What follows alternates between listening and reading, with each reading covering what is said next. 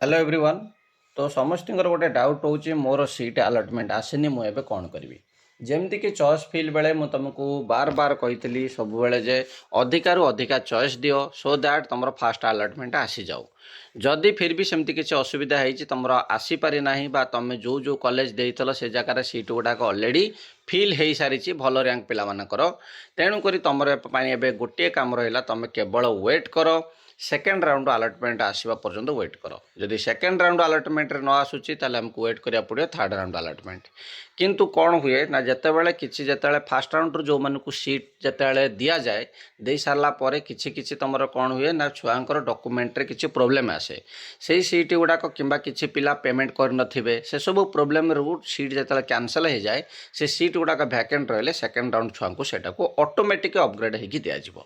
ता छड़ा जदि आउ किसी ओजेर नुआ प्रोविजन आसे चॉइस को चेंजेस करने कि कौन करने सो सेटा को आम पर इंटीमेट करवा।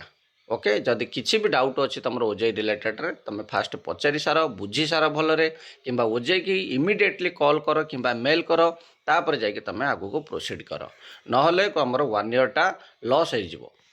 धन्यवाद।